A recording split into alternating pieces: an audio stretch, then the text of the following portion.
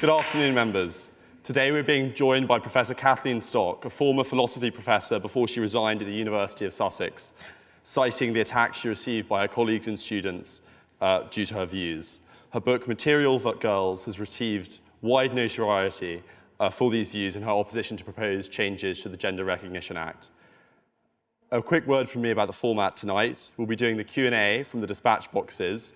If you'd prefer to ask your question from your seat, that is absolutely fine.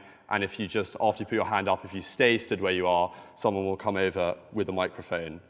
We've chosen to do this format in order to allow all our members to engage with and challenge with Professor Stock's views on what we believe is an incredibly important conversation and debate on this issue. So thank you to Professor Stock for agreeing to take part in this discussion, and welcome to the Oxford Union.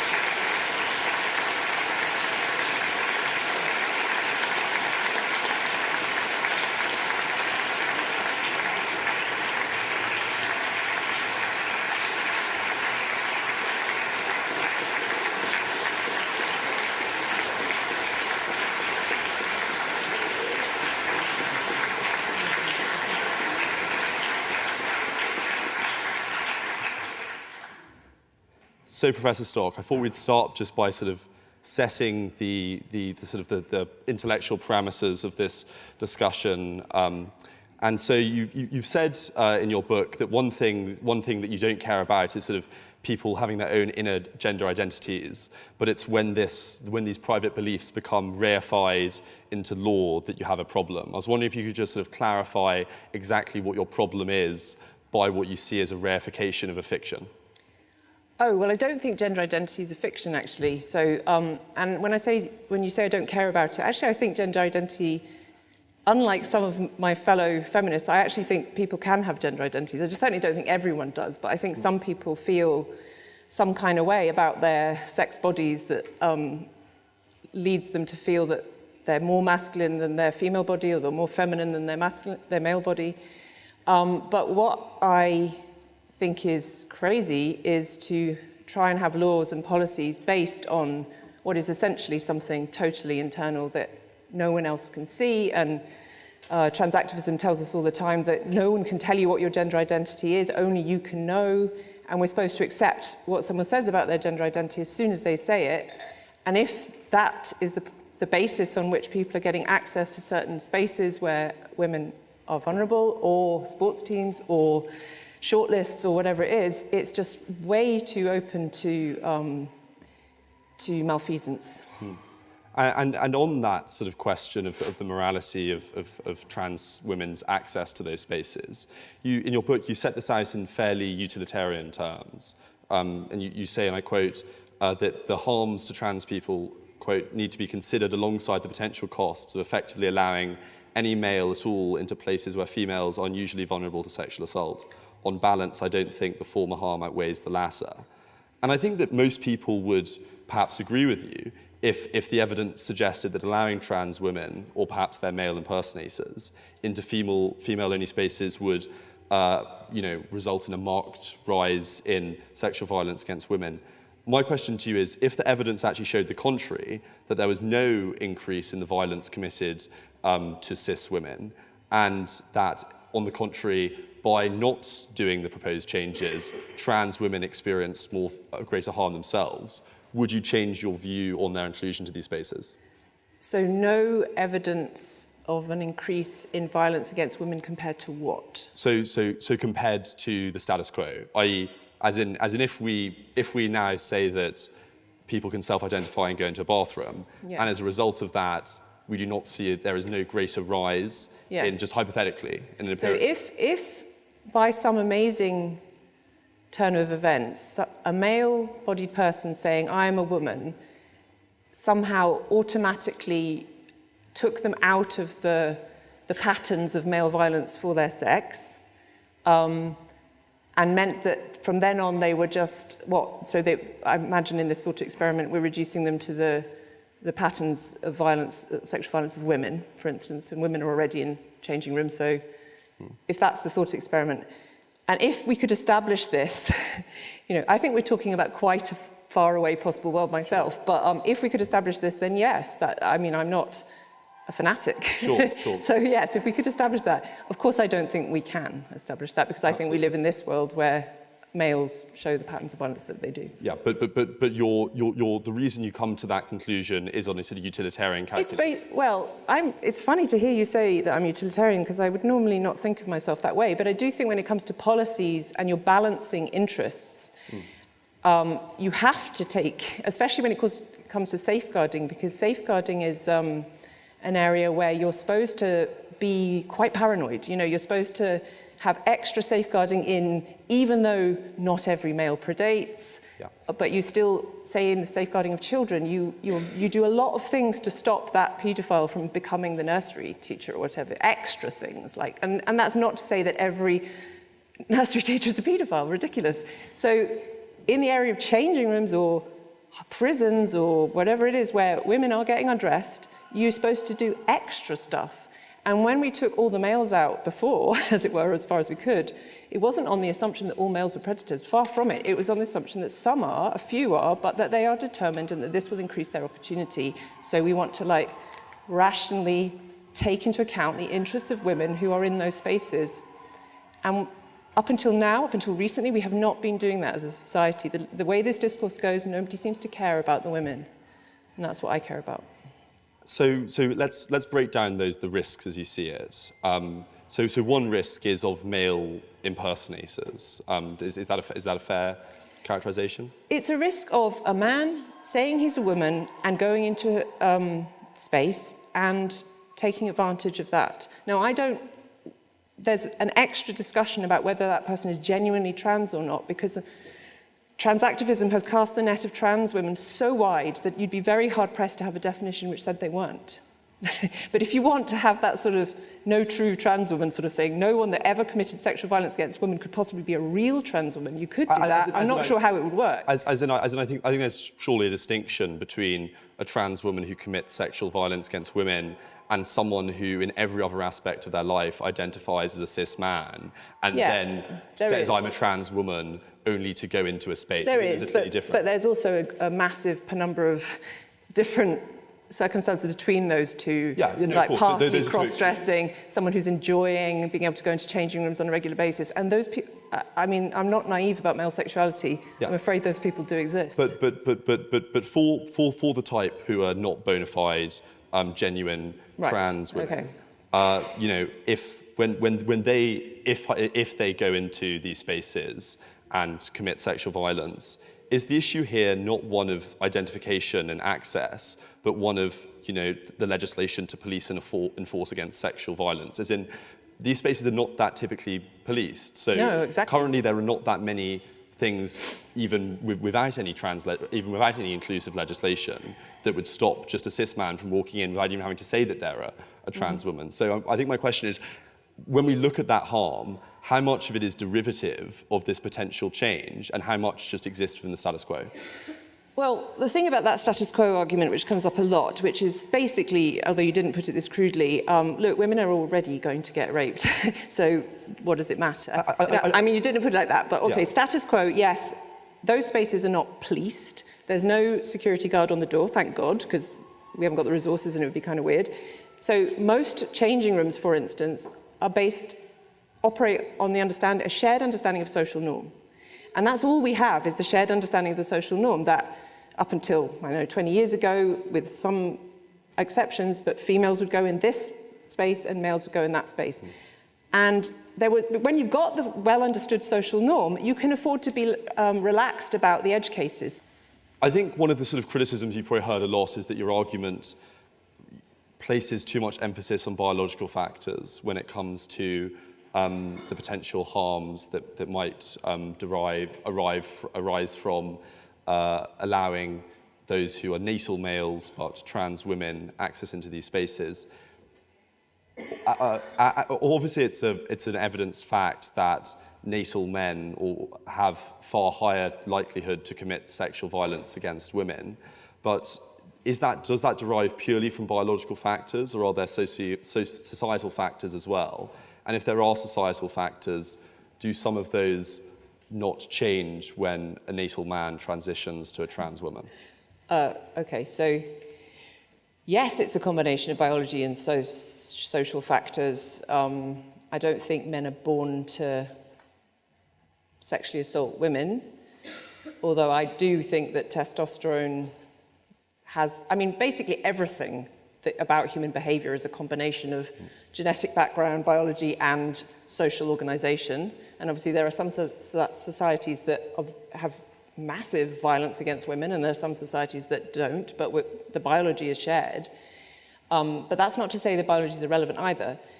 It's complicated, as most things about the interaction between the human and the social world are. However, to concede that, which is not really a concession, I absolutely would be happy to admit that. The bit that I never did understand about current transactivism is that it seems to think that you can just leap to the end. So say that we admit, okay, you can socialize men out of sexual violence.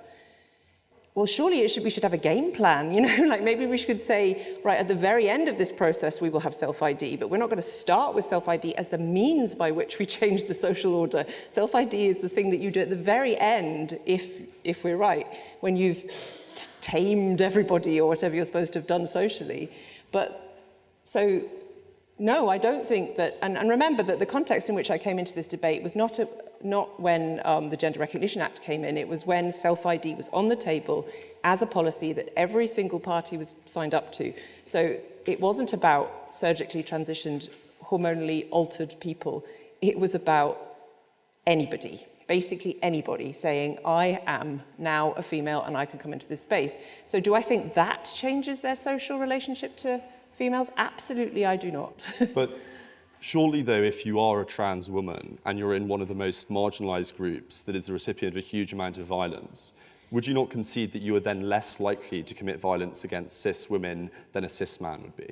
Or do you not think... No, that's just not how human psychology works, I'm afraid. I mean, there's a number of assumptions there I would want to unpick, and sure. One of them which we hear all the time, and I'm afraid I'm going to have to say the heretical thing, is that Britain is quite a liberal society, and we have far more racist violence than we have transphobic violence in this country. So that is a message that's come through transactivism and has been repeated uncritically by many a media outlet, and is backed up by Stonewall surveys where they ask people, have you ever felt aggressed? You know, so a lot of those surveys are based on people's reported feelings, and that's not the way you would normally look at levels of violence. It's complicated because obviously convictions are not going to absolutely represent crime, but certainly you shouldn't just go around to a bunch of people and say, do you feel like you've been a victim of a hate crime lately? And particularly not when you're telling them that a hate crime is to misgender them. So, in other words, I would push back a bit on that first assumption, but let's say that I grant you that assumption. I'm afraid it doesn't follow that people that are subject to violence are not violent. I think you need to talk to some criminologists. Okay, but I think just to push back against that, I think that presumably, as in even if in that case that the reason I've given you don't think is likely, I find it hard to believe that what we take to be true of the natal subset of men, i.e. that as a group is likely to commit sexual violence as women, must necessarily hold true for the natal subset of men that want to transition to be a woman. Because surely those are two very different groups. Why? And I think, why are they different groups? Because one thinks that they are a man, feels comfortable in their body, and one wants to reject everything about being a natal man. And so I think so I think, you know, the subtitle to your book, Why Reality Matters, I think that throughout a lot of your arguments, what some critics of you might say is that you cherry pick what reality means. Because as well as being a biological reality, surely there is a reality to those who say, I am not a man. And whether you agree with that or not, I think it's a huge assumption for you to then say, nothing about that reality, even if we say it's just their reality, will have an impact on the likelihood they are to commit sexual violence or anything else. Well, and unless there's some evidence to back up can I your point claim. you to some statistics? And I mean, these statistics are uncomfortable to say, and it's why very often they don't get mentioned, because my detractors automatically think I'm talking about all trans women when I raise them. And so I just want to preface this by saying I absolutely am not saying that all trans women are violent. I have never said that. I say that opposite in the book. I just need to make that absolutely clear before I go into the statistics. In the same way, if I was about to mention male pattern violence statistics, I would not be saying that every man in this chamber is likely to assault somebody. I don't think you are. I have 2 sons. I have happy relationships with men. I'm not, I just have to stress this. However, Ministry of Justice statistics on the number, so if you take the number of trans women in prison in Britain, and you get the same stat in the US statistics, at least 50% are in there for sexual assault, okay? So, and then that's a higher rate than the average male. Now, that is not to say that I am saying that there's something about being a trans woman that makes you violent. I am saying that we need to look at those. You asked me to provide some evidence. I provided you some evidence. I hate to be the one that keeps having to tell people this sort of thing because it absolutely, is the sort of thing that these people outside totally misunderstand about what I'm saying. But somebody has to say it. You can go and look at the stats yourself. Well, so let's have a reasoned debate about the stats because... So the first point, as you said, it's not about being all trans. Sorry if I misrepresented my question, but I don't think that, of course, that's not what I was trying to construe. The question is whether it is a statistically significant number as to cause a greater harm that we need to weigh. Well, I thought you were looking for some evidence that there was there's something, exactly. You're suggesting that somehow, it seems to me that you're suggesting that a male-bodied person who says I'm a woman, because they really feel like a woman, want to reject everything about being stereotypically about being a male, including sexual assault, if that's a stereotype at all about males, which I don't know. And I'm saying, well, look, there are actually quite a high number, relatively speaking, of trans women in prison who have, even though they say they're female, committed sexual assault. So that seems to suggest that there is not this amazing transformation. Absolutely. Well, just to quickly clarify, my point wasn't that trans women want to reject the stereotype that men are violent, but rather there are clearly different societal experiences of trans women and men, and one of the results of that might be a decrease in violence. So when we're talking about evidence, what would you say about Hashenbush's paper on non-discrimination laws in Massachusetts, where the researchers compared localities that had passed self-ID and those that hadn't, and the resounding outcome was that in both compared to before and after the passage of those bills, there was no statistical increase in violence or privacy-related crimes in women's-only spaces. When was this paper? 2019. Okay. I agree with you to say that the evidence isn't conclusive at the moment. Well, what I say in the book is that we need to go and look, and that is certainly a piece of evidence I would want to look at. In my experience, when I've Googled, for instance, when I was writing the book, and especially America, where I really think that this issue is much more talked about here than it is even in America, I would find a strange phenomenon where you couldn't find, trans women in changing rooms assault so-and-so, but you could find cross-dressing man, right? So there would be this distinction made. As soon as a man cross-dressing was found in a changing room or wherever, where he shouldn't have been, he was automatically assumed to be a malfeasant, well, obviously he was, but also a cross-dresser as opposed to a real trans woman. And so that, if that's the distinction that's being made, it's going to affect the stats because you're going to find that anyone you find there is going to turn out to be in the wrong category. So I would want to look at their categories. I would also just want to look how hard they're looking. And I also want to talk to the women who are using these facilities. As in, I can't answer any of those questions. But so moving away from the question of moving away from looking at the side of the scale that affects cis women using these spaces already. It affects all women using these spaces. I mean, I don't use cis. Well, anyway. I will, but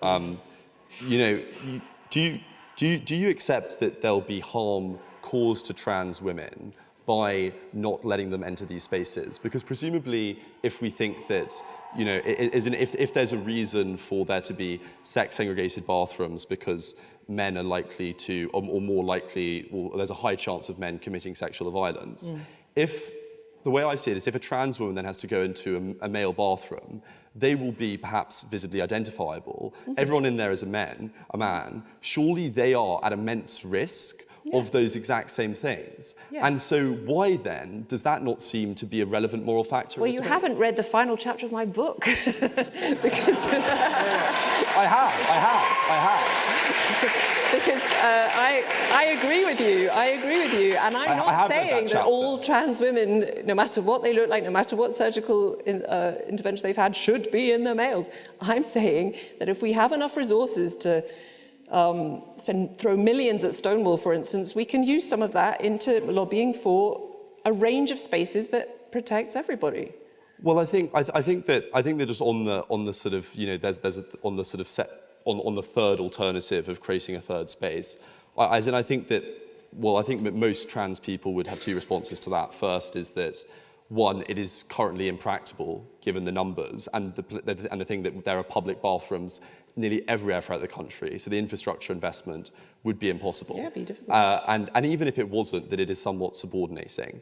I have read the final chapter of your book. But talking on your book, my question then to you is why then in your chapter Why Sex Matters, when you say we should also consider the harms to trans people, the only harm you mention is there might be missexed, which is an emotional harm. And I put to you that there seems to be a discrepancy between the value between the attention to the harm to cis women than to that of trans women, because there is clearly a potential for physical harm, and I don't think that that is properly addressed. So, okay, reasonable. So I've conceded. I mean, I don't know if that's fair or not, because I do say right up the front, and I take it as a given that I fully want trans people generally to be protected from violence and discrimination. It is true that writing that book in the context in which I was writing it, with the first mainstream publisher to ever publish anything pretty much gender critical, I was looking at women. It's true. I was looking at women and girls and children to some extent. And because there's a very, very loud voice talking all the time about harms to trans women in changing rooms and all the rest of it, and I kind of was rhetorically positioning myself with the assumption that that bit was covered, at least people thought that already, and I was trying to say, no, but what about all this stuff that we're not paying attention to? I also, you know, for what it's worth, there's a big, strong view in trans activism that people like me should not be talking about what's good for trans people, and to some extent, I don't know, I mean, I think it would have pissed people off even more had I come up with lots and lots of solutions for trans people, but I did say in the end that I thought that we need male, female, and something like gender neutral. And is it so hard to resource? I mean, I think there's a bit of tension in the trans activist position because we've been told this is a massive problem, a social problem that's so enormous, causes such distress. You know, they're really at risk of violence. I mean, I know trans women that use male bathrooms a lot, and they don't say, they think they're not at risk of violence. So it depends where you are.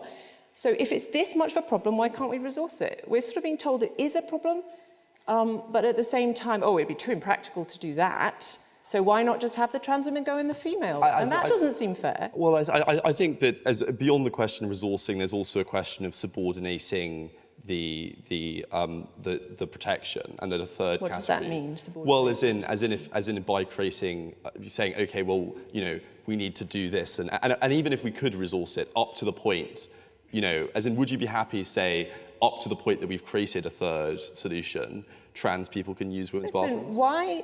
I mean, are we talking, for a start, the problem is practicality. We're in a landscape now that's completely different to the one that I was in 20 years ago. I mean, I've used bathrooms with trans women, passing trans women. I knew they were trans women. I was fine with it. You know, I never had a problem. But we are in a completely altered context. We're in a context which, as you know, the sole mantra of the entire trans activist world, including Stonewall and all the rest of it, is self-ID, nothing to do with passing. You want a male-bodied person who looks like any male here to be able to go into this bathroom, which means any male can go into this bathroom because the social norm is now collapsed. Basically, it's, what is it, on feels? Like, what is it? So it's just not practical that we could have these male-bodied people going into the female spaces. It's not fair on the females. Like, why on earth should females take this burden on? That's what I don't understand. So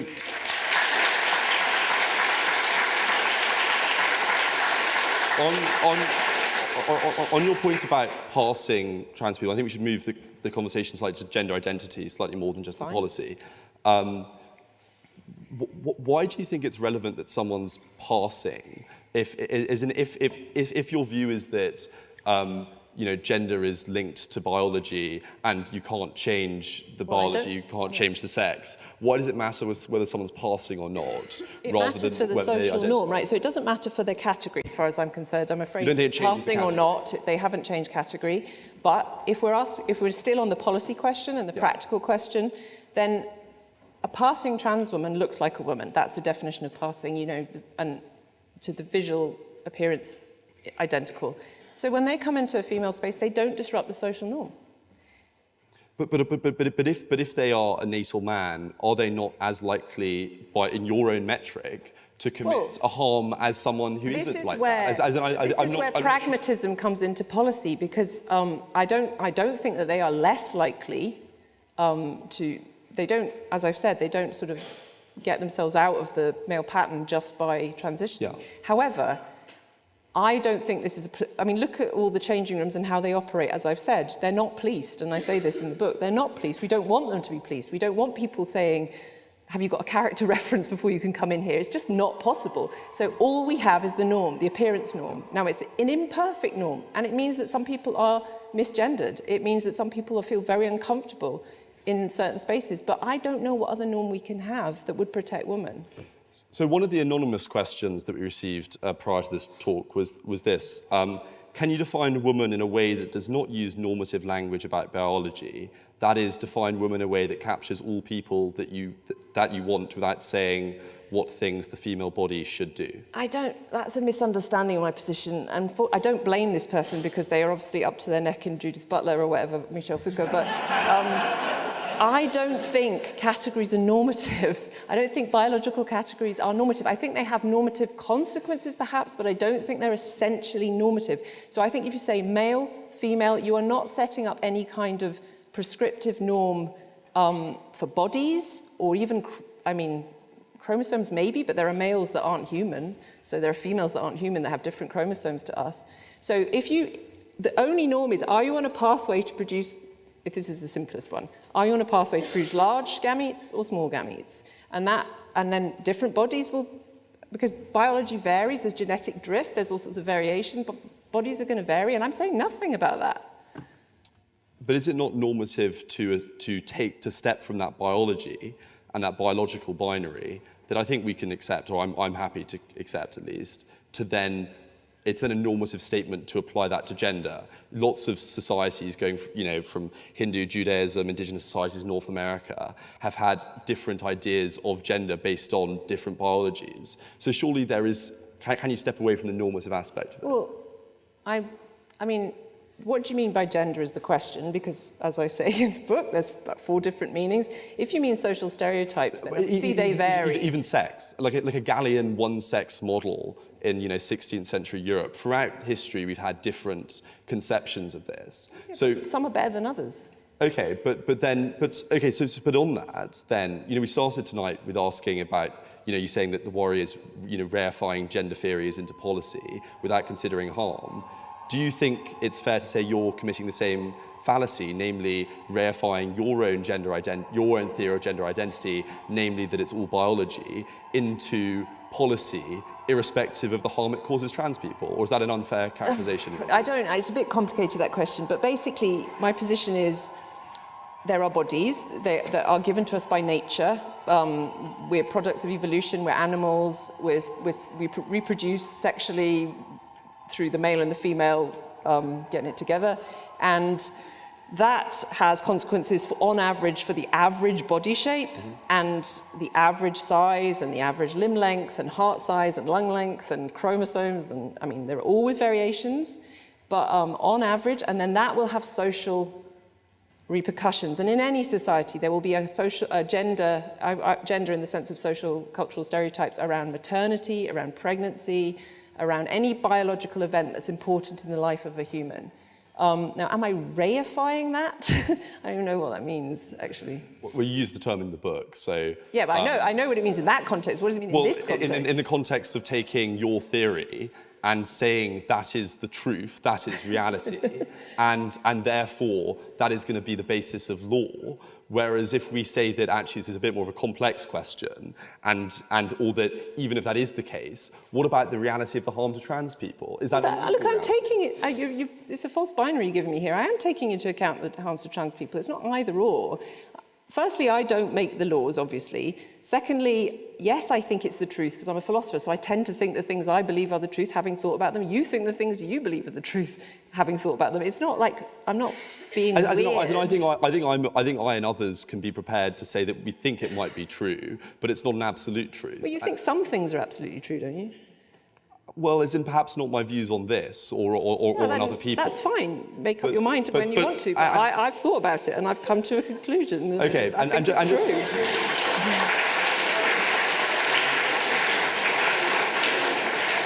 And just on that conclusion that you've drawn, this is the final question for me before we open up to the floor. When you sort of declare things saying that, like, trans identity, is a fiction. Do you not think that you are kind of polarizing the discourse in the same way as your opponents? Because if you're literally saying that the concept of the sort of intellectual framework that their argument rests is literally fiction, literally unreal, is that not as much of an affront to free speech as people who say that, your language is just unilaterally transphobic? Look, am I polarizing the discourse? I'm definitely saying something that is very unpopular, as I'm sure you can all tell, amongst certain groups. In other groups, people find it more easy to accept. It's not... I just think that if we don't talk about reality, then we go wrong, basically. We can live in these worlds where we pretend without being specific about gender, it doesn't matter. Whatever you're pretending about, you can go about your life pretending for a while, but ultimately reality will hit you in the face at some point because it's reality and we don't build it with words or socially construct it through acts of will. It's out there, it's real, and I can think of myself as a man all I like, but ultimately I'm not going to be able to arm wrestle you very successfully, and that's not, maybe I don't know. I have been working out recently, but there are limits to my bodily abilities, there are limits to women's body abilities, and there are situations in which it's very difficult to overcome your body, no matter what you want, no matter how you feel. And that is what I want to be able to say. I'm afraid that I think it's important in some contexts that we say it, which is not to say you can't be immersed in fictions at other times. I'm very clear that's okay too. It's just that when you get lost in the fiction, you can't talk about reality anymore, we've got a problem. As in, I think just the final thing before we open up the floor is as I would agree that obviously there are limits to bodies, but whether it is those limits that determine the identity of gender is the question, and that's sort of the question I really want. I still don't really know what you mean by gender, because I give 4 definitions in the book, so which one is it? As in gender being, what not as in, if as in not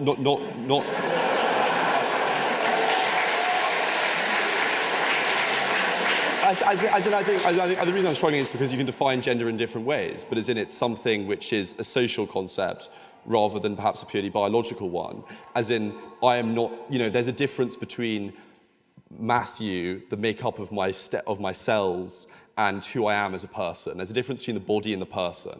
And I think that's the same dualism. way. That's Cartesian dualism. No. But as in.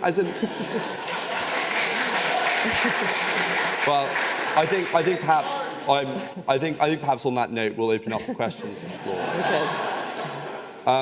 So yes. I go and just wait for a second. Okay. So, Professor, could you go to that box? Yes. Gosh, do I? Yes.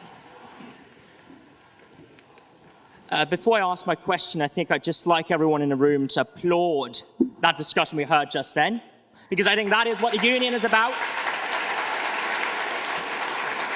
And for my past 8 years of membership, I've never seen a president allow for dispatch boxes to be used by audience members to engage with an honourable speaker. So can we just thank both the president and Professor Stock today for the excellent discussion.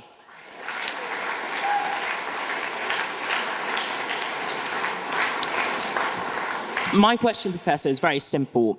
If we look at the crowds outside and the campus that we see here today, I fear that we've entered into an era of a new cultural war, and when one end you have folks arguing incessantly that anything and all that they see as contravening their beliefs is violent, is oppressive, is subjugative, and is therefore something we ought to erase. On the other end, we also see folks saying that this is a debate about free speech, civil liberties, and the ontological essence of what this society is about. There's a lot of hyperboles, metaphors, exaggerations that, frankly, in my opinion, has diluted the quality of discourse that many philosophers, including yourself, over all these years have sought to maintain through rigorous argumentation and logic. So my question, going back to the pragmatic issue, is how can we solve this? How can we tackle this problem?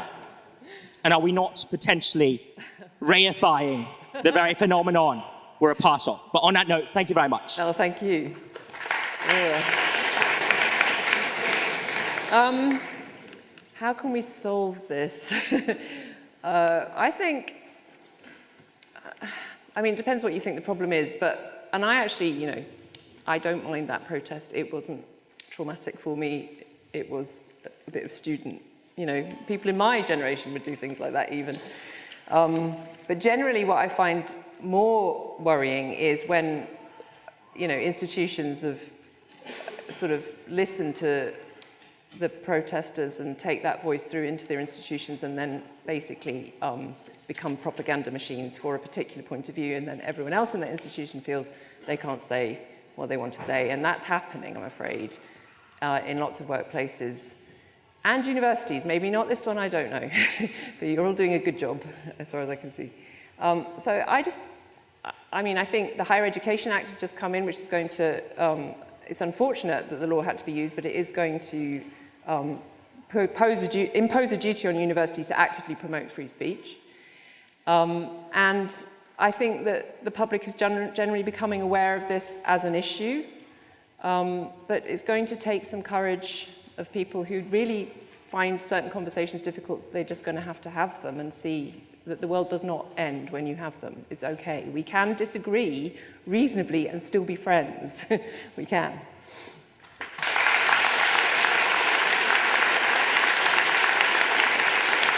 And then the second question, the member in the white shirt there.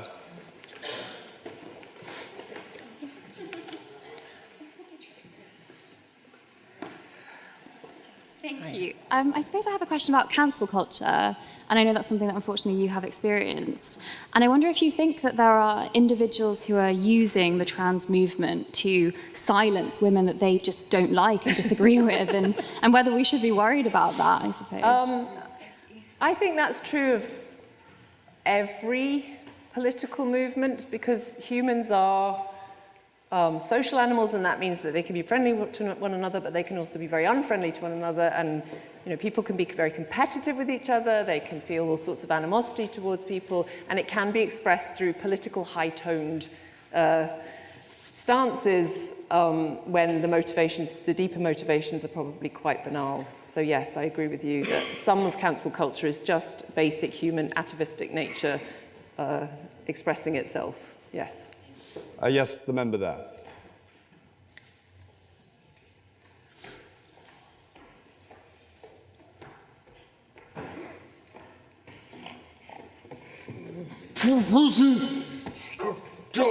Firstly, what order is this to meet you again?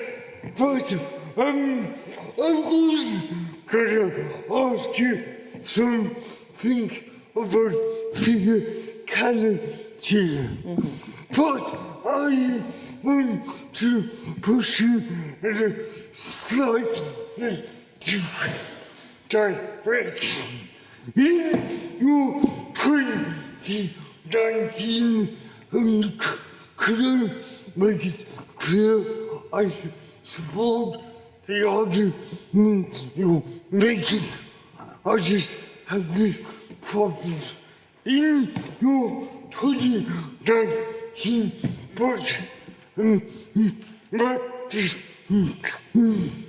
imagination, you talk about the imagination.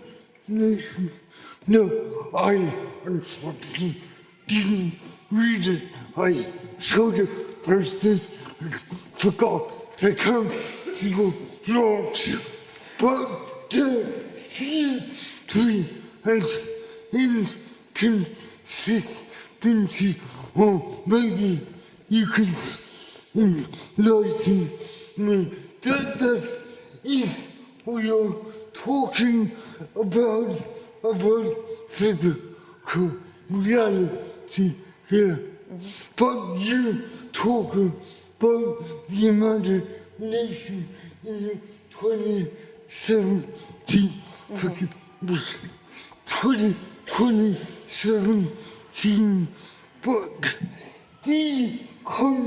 There seems to be a problem of the way you line your argument about the materiality of gender, and I want you now in this great room just to try and clarify the consistency of that logic. Okay. Well, I don't think there is an inconsistency because, so in my 2019 book, which you all should buy and read, which is on imagination and fiction, I was concerned with the life of the mind, and I was very much concerned with immersing yourself in fiction, novels, films, theatre, and also everyday fictions. So in my book about material reality, I'm really saying, yes, there's a material reality out there that is not up to us in our minds, but nonetheless, we have this amazing capacity to construct fictions or to participate in other people's fictions in a way that sort of, I don't know, flies parallel to the earth sometimes. Yeah. Or we can use bits of the world to inform our fictions. Like I could make a story about this, whatever you call this thing, dispatch box, and turn it into something else. But I could use its physical properties to inform the way that I am imagining about it. But, so I think that some of that is going on in transactionalism. Well, you can see why certain people would say, hang on, you're talking about fiction, but you're kind of criticizing. Well, people don't like it when you criticize their fictions, that's true. So you're criticizing the idea that a person can fool themselves one thing which may not be a fiction to them. And I'm not saying trans is a fiction. I'm not saying that. I'm simply saying that if you talk about what I take to be the socially constructive fiction of fiction, and then you're critiquing social constructive vision, there seems to be less. Okay. Well, maybe you're right. I'm not seeing it myself right now. I don't think there's a tension there, but you might be right. Okay, thank you. And it was an honor to work with you. Yes, next question. The member in the pink right at the back. Yes, you. Yeah.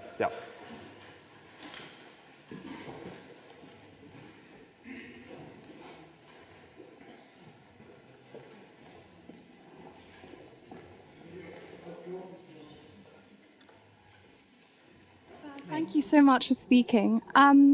One issue I find surrounding trans men particularly is that often at a vulnerable age, girls with eating disorders are often now told that they are trans men when they wish to become far thinner. And my question is, do you think issues around gender identity are too readily conflated with other psychological issues, including eating disorders? Well, I think you don't have to go to me as the authority on that. You can read, for instance, Hannah Barnes' book, Time to Think, which is, she's a Newsnight journalist, and she's interviewed hundreds of people about what happened at the Tavistock Gender Identity Service and the Adolescent Service. And yes, I mean, I don't know, I have no evidence of what the first thing you said, but yes, the second thing, that gender identity disorders in adolescents often cluster with other mental health conditions, and that just is a demonstrable fact. Now, then you need to talk about the causality. You know, I'm not making any claim about causality. I'm just saying that there is high levels of autism, there's high levels of eating disorders, and sometimes there's history of trauma, and there's all sorts of interesting patterns come out of that research that the clinicians at the time were paying absolutely no attention to, because this magic identity was supposed to just, you know, oh, we can make everything all right if you just socially transition and then medically transition. And so, yeah, that's very much a concern. And every clinician should be worried about that, as far as I'm concerned, and think about it, yes.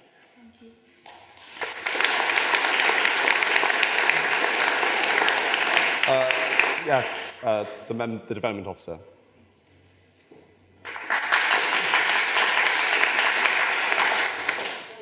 First of all, I'd just like to thank you for coming and for Matthew and the union for hosting you. I think in the wake of you being invited, there was a lot of controversy, one of that being for the union to, I guess, determine what can we talk about and what can we not. One of the realizations I came to was we all agree racism is bad because of legacies of colonialism and slavery, and anti-Semitism because of the Holocaust. If we look at recently or oppressed groups in the past, they have gained rights through serious and very harmful acts of violence. With the trans community and LGBTQ community outside today, and what we've seen on Twitter, they feel threatened by things you and other gender, like critical theorists believe. Whether that actually leads to violence or not is up to be questioned. But what I think my main question is, I've read your book, and if I understand it correctly, you do believe that some people do struggle with their gender and identity. Yeah, I do. Yeah. If that is the case, and in the final chapter you say we need to look to a binary, a world where there's a grey area in the middle, and less binary, sorry, like a non-binary changing rooms or bathrooms or things like that. But some trans people do not believe in being non-binary. They believe they belong to a binary that they were not born in. And the idea that actually this grey zone is going to fix it all. Oh, I don't think it'll fix it all. Yeah, it doesn't no, fit well with you. with them. It doesn't fix it. So my question in this case is, everyone in this room will know that we do not want harm or physical violence to come to anyone. We should be past that. I hope we are. But how do we then go and implement public policy that actually works for trans people who want to belong to a binary, not this non-binary state? Where does that leave women, cis women, in terms of their safety? Will it ever match up? Will they ever see eye to eye? Do you think it is possible? And in public policy, what can we do for young people to essentially either not kill themselves, well, okay, I can talk about that. or to find a place where they belong? Okay, thank you. There's a lot in that. So you can't make everyone happy, I'm afraid. So that cannot be the aim of public policy, to make everyone happy. That's not safeguarding. Safeguarding is to avoid the worst possible things happening. And then that doesn't mean bad things won't happen. It doesn't mean people won't be unhappy. It doesn't mean people won't feel uncomfortable, I'm afraid. There's just no world in which some people don't feel uncomfortable. You might like there to be, but I don't see how you can do that. And certainly not, you can't cater to one group in particular, say we really want you to be comfortable, and it doesn't really matter how everyone else feels, because that's just not very fair. So I don't think we should look to public policy about changing rooms to sort out comfort, I'm afraid.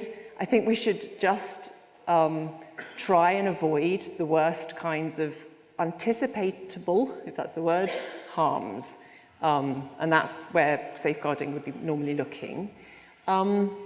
What can we do? The young people thing, I mean, I think, again, for the suicide discussion has been incredibly irresponsibly weaponized, I'm afraid. And it's just not true that there's this vast cohort of people very likely to commit suicide unless we completely capitulate to everything that they think about themselves or want to believe about themselves. It's just not true. And even on the Tavistock Gender Identity website, and they are very, as we've seen, I think quite problematic, but very pro-trans and very affirmative. They say it's a myth that, you know, you're very likely to commit suicide if you're not affirmed. So we just need to get out of that. That's just not helpful. It's also irresponsible because talk about suicide terrifies parents, it terrifies teachers, and it can, in some cases, be contagious. Like Samaritans used to say, do not use the idea of suicide indiscriminately, because it's not a simple fact. Every suicide has a number of causes, and to put it down to one cause and to say there's an easy solution is to be incredibly irresponsible. So I wouldn't worry about that. There is some evidence that in the trans-identified adolescent population, you're more likely to be suicidal, but you're something like 5 times more likely than the average. If you're autistic, you're like much more likely. If you're a girl, you know, if you're a lesbian, it erases you. So we need to look at the whole thing and not just this one narrow aspect which you hear about all the time.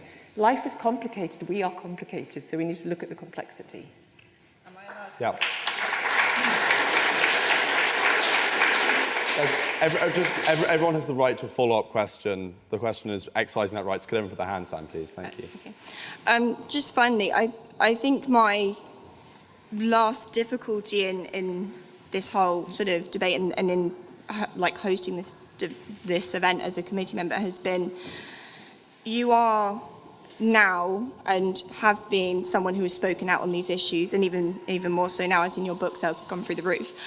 With that, you have become a voice of gender-critical theorists, and a lot of people are looking to you to represent cis women, gay women, in a way, or the sort of a group of people who are sceptical, who are unsure where they fall with allowing trans women certain rights into changing rooms and whatever. With you calling people on Twitter babies, do you feel which... Once. One time. And the context, Can I finish? I understand the context. And I have struggled heavily with people accusing me of certain things being transphobic or whatever.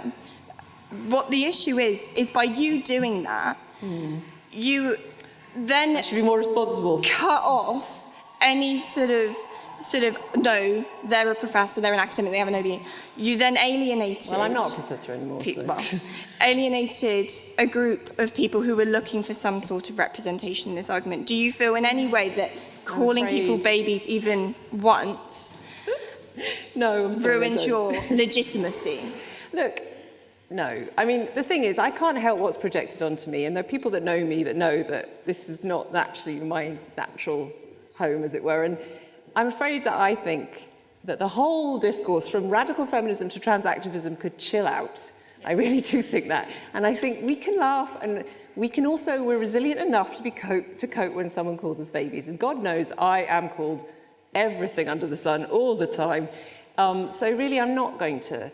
What, you want some you want to be more po-faced and more authoritative and speak for... I'm not here to speak for any community. I keep saying I don't speak for lesbians, I don't speak for women. I'm just here to say what I think. And if you disagree, I want to hear it.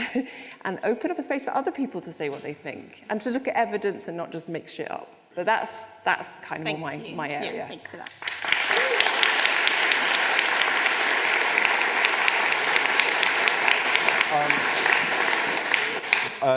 The member in the black dress in the third row.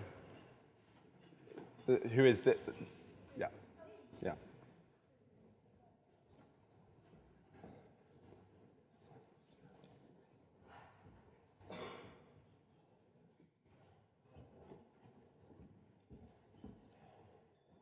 Firstly, thank you very much for coming, and thank you, Matthew, for hosting. So you said at the very beginning of your speech you're not a fanatic, and I'm afraid I haven't read your book. I wasn't really sure what you were going to say, and I was really struck by how very moderate and reasonable and quite sensible a lot of the arguments you're making today were. And yet, a lot of the reactions and protests today have been very much as though you are a fanatic, and as though you are sort of like this trans-hating bogeyman. But why do you think there is such a visceral reaction against what you're saying? Because as a member and as an audience member, I was kind of a bit confused because it seemed quite disproportionate. And as someone who didn't know what you were all about, I've come now, and again, it's a very good question. I mean, I'm actually very moderate. I get flack from gender-critical feminists for being too moderate. You know, I mean, I'm not. We do not speak with one voice. There's huge amounts of animosity within radical feminism and gender-critical feminism about things like pronouns and God knows what.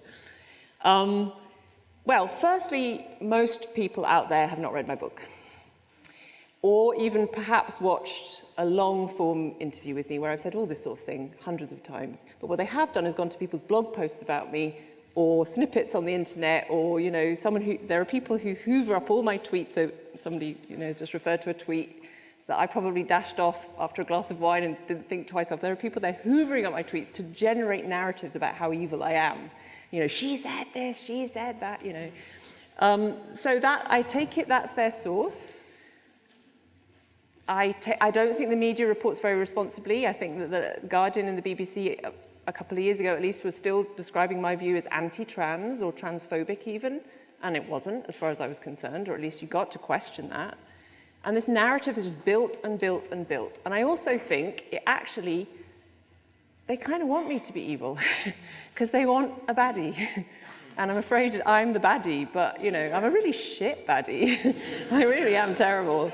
But, you know, you need every hero's journey needs a dragon to slay. And maybe they think I'm the dragon. Oh, thank you very much. Yes, the member. So when you talk about, you know, violence committed by, you know, in prisons and that, do you not believe that you're using exceptions to prove rules? I want you to explain to me how your logic differs from the community of men, for example, who cite one woman who falsely accuses a man of rape. As I want to see how those exceptions and that logic that they use is different from yours. Well, what do they say about this one woman? So also there are very few instances of women falsely accusing men of rape, and there's a community of people who have used those few examples to prove or to suggest that rape there are so many high instances of rape being falsely accused, or, you know, you can't trust rape accusations. Do you not see your logic as the same, as following the same lines? So there's two just analogies I can think of off the top of my head. One is that the context in which I discuss single-sex spaces and what we should do there and how we should arrange them is safeguarding. Now, there is a wider sense of safeguarding. You should safeguard men from false accusations of rape, or you should safeguard women from false accusations of rape, you know. So yeah, it's safeguarding in a wider sense. The question is what we do about those two things, and there's just not as neat a solution as single-sex spaces for that second issue.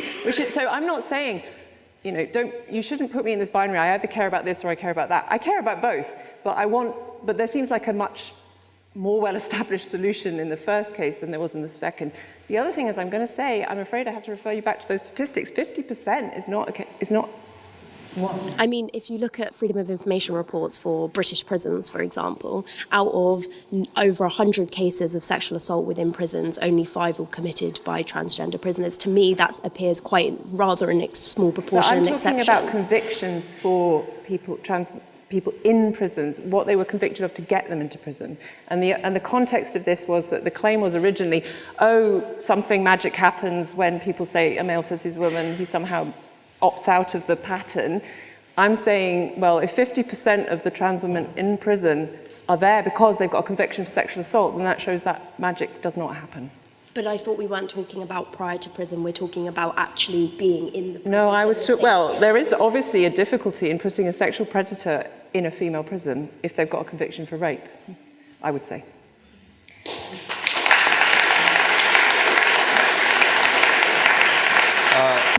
Yes, the member just here. Thank you very much for that. So a few months ago, I believe you spoke out against the proposed ban on conversion therapy for transgender individuals, on the concern that it might force them to medically transition. Given the exceptionally harmful way in which conversion therapy has been employed around the world and historically for homosexual youths, I just wanted to kind of justify why you maybe don't agree with that framework being in place. Yeah, of course. So conversion therapy is a very emotive term, and it's deliberately used to be emotive because it's deliberately used to conjure up images in people's heads of people being forcibly held down and prayed over and the terrible things that have happened to gay people, and still do. But when you drill down into detail of this idea that we should ban conversion therapy for trans-identified people, it potentially includes therapy, just paying a counsellor or going to a psychologist or going to a psychotherapist for an adolescent to talk through, so an adolescent, so just read the Hannah Barnes book, an adolescent presents at the Gender Identity Service and says, I think I'm a boy. Or I believe a boy, I know I'm a boy, I've always been a boy, I'm a boy trapped in the wrong body, The therapist wants to say, okay, are there background factors here that we should explore? Are you autistic? I'm not going to say this because that's not what therapists do, but are they autistic? Have they got eating disorders? Have they got a history of trauma? Are they confused, because sometimes, children have developmental delay and they might have category problems in categorizing things. Can the therapy do any of that? Or will it count as converting them out of the gender identity that they have? And what the push is from trans activist organizations is to say, you must affirm. The therapist just affirms. They say, oh, that's your gender identity? Great, let's affirm you.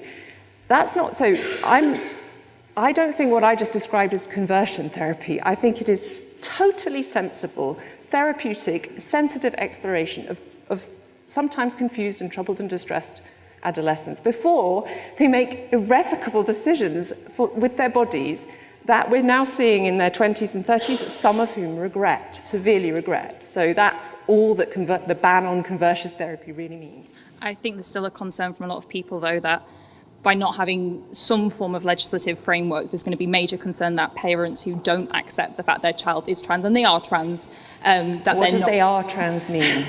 That's a very good point. Just the idea that somebody, I'm trying to think how to put it. You can't tell from looking I agree, the ones that are going to be happy and the ones that aren't. And that's your child. And it's their body. The body they might want to have a baby with or to have an orgasm with, because some of these drugs stop orgasm. So this is not like mucking about. This is serious shit. And I just think it's a scandal that it's been dressed up as so somehow my side is the baddies for wanting a bit of a pause to allow children, many of them gay, to express who they are. Thank you. I'm afraid that's all we have time for, but please join me in thanking Professor Stock for taking the time and for it's been a very interesting discussion.